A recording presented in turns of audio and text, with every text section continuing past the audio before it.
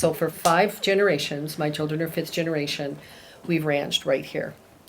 We're so ingrained with keeping the heritage of ranching and rural life that it's so important to us that we carry on that heritage. I mean, you know, my kids come and we move cows together and we, you know, fence together and we work together, and all those things they're family building, they're so important to all of us, and that will all be taken from us by someone else.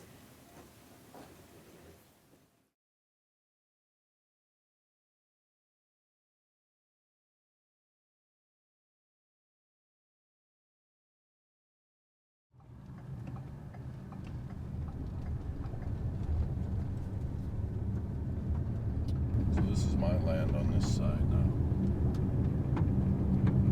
And this will all be underwater? This will all be underwater. It's on your mind constantly. You work on the land, and I love the land, and I just look out there and know I might lose it all to this. It's very stressful. Every time I build a fence or something, I think I'm wasting my time and money. I don't know if they're going to take it. I can't work on my house or do any improvements because I don't know if I'm going to lose it.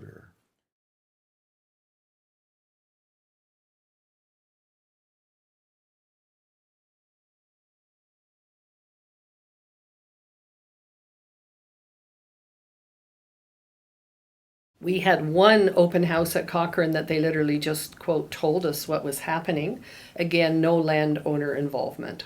They're going to move roads, they're going to move pipelines, and they're going to go over in Springbank on John Robinson's property and build a gigantic reservoir, which is a dry dam, and the water will sit stagnant there until they can let it out again. So it's just like a water storage for very temporarily, and then it goes back out again. I live on Springbank Road, just north of here, approximately 3 miles and 2 miles east. Okay. So we would be in kind of ground zero. We are going to sacrifice one community to save another, and that's we've had that feeling from the get-go. When there are options available on government land that they own, that not only will save the Springbank community, but would save Redwood Meadows, Bragg Creek, and some other landowners, and particularly the First Nations, the Tsuut'ina Reserve.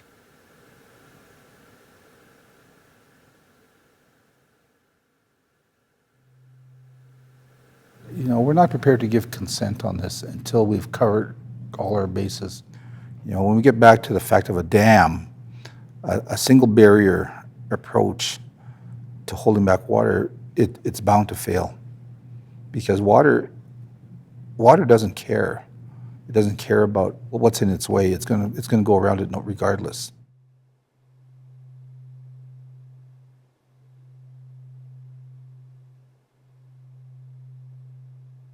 Because, you know, we have a lot more drought years than we have flood years. You know, and water is an important commodity, so off-stream storage is a really big option that can be explored, should be explored, because this is forward thinking. I'd like to engage outside of the nation to all of the stakeholders, and that includes the City of Calgary.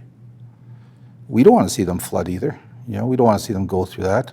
We've learned from what oppression does to us, you know, and we don't want to have families go through that. And that's why I open the door for them to come and talk, and that's where we start.